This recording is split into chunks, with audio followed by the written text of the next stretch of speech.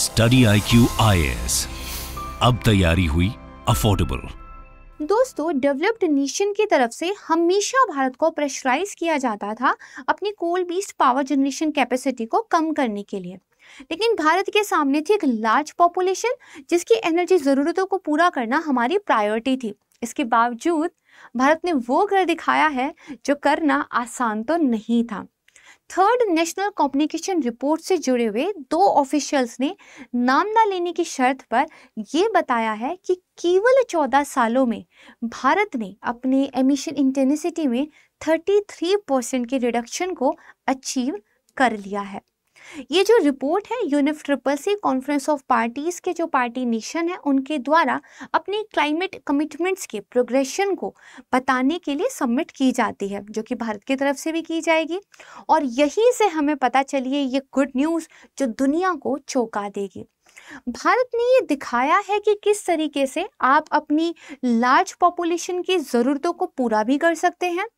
आप दुनिया में एक तेजी से ग्रो करती हुई अर्थव्यवस्था भी हो सकते हैं, बट इसके बावजूद आप अपनी क्लाइमेट कमिटमेंट्स को लेकर प्रतिबद्ध भी हो सकते हैं। एमिशन इंटेंसिटी की बात करें तो आपकी अर्थव्यवस्था में पर यूनिट प्रोडक्शन में जो हार्मफुल गैसेस का एमिशन इन्वॉल्व रहता है उसको एमिशन इंटेंसिटी कहते हैं। यानी कि आपकी GDP का पर यूनिट कितना एमिशन अपने साथ रखता है।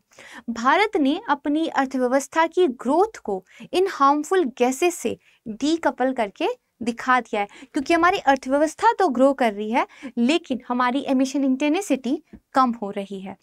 तो यूनाइटेड नेशन को जो वादा भारत ने किया था उसको अचीव करने की राह में भारत अग्रसर है, और इंडिया का ये एग्जाम्पल बाकी डेवलपिंग नेशंस के लिए एक उदाहरण साबित हो सकता है।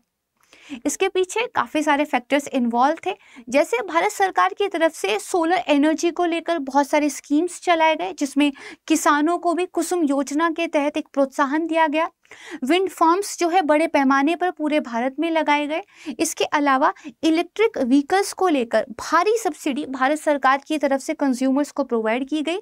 और हाल ही में हाइड्रोजन फ्यूल के प्रोडक्शन के लिए भारत ने एक बड़ा बजट एलोकेशन भी किया है।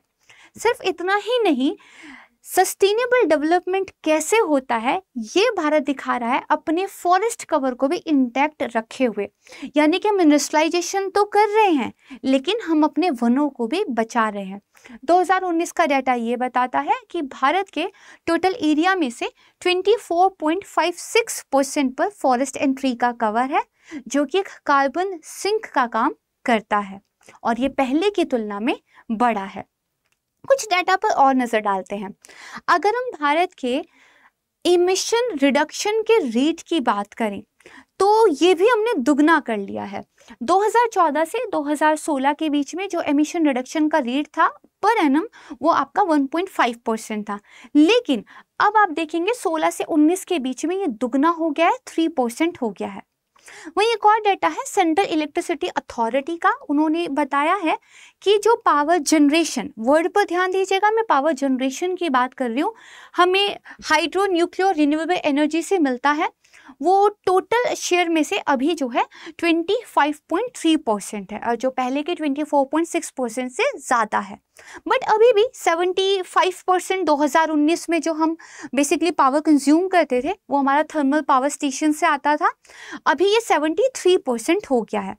लेकिन भारत रिन्यूएबल एनर्जी के प्रोजेक्ट्स को लेकर कितना हैवी इन्वेस्टमेंट कर रहा है ये आपको इस डाटा से पता चलेगा। अभी हमने पावर जनरेशन की बात की, अब हम बात करेंगे इंस्टॉल्ड जनरेशन कैपेसिटी की।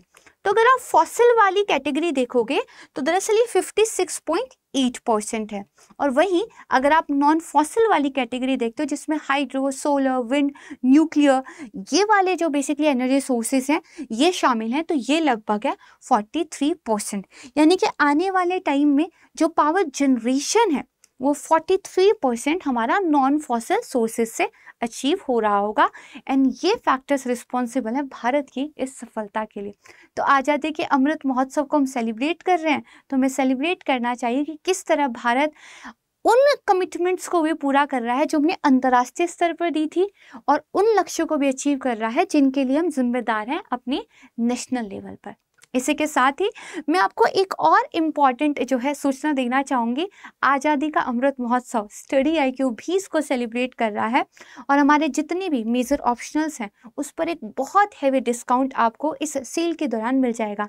11 अगस्त से लेकर 15 अगस्त तक आप एडमिशन लेंगे तो आपको फीस पर एक बड़ा डिस्काउंट मिलेगा। यूज़ कीजिएगा फैकल्टी कोड प्राची लाइव। ये वो ऑप्शनल्स हैं जो स्टूडेंट्स के द्वारा लिए जाते हैं और एग्ज़ाम को क्रैक किया जाता है। फैकल्टीज़ के साथ लाइव आप पढ़ेंगे। कोई भी आपका डाउट हो रियल सिचुएशन में पूछिए और अपनी UPSC की तैयारी की आज़ादी की तरफ बढ़ जाइए। अगर आप कोई भी डाउट पूछना चाहते हैं या इस PDF को डाउनलोड करना चाहते हैं या अपने बैचेस के बारे में कुछ भी डिस्कस करना चाहते हैं तो मुझे मेरे टेलीग्राम चैनल पर भी ज्वाइन कर सकते हैं, UPSC विद प्राची। मैं आपको जल्द मिलूंगी एक नए न्यूज़ डिस्कशन के साथ।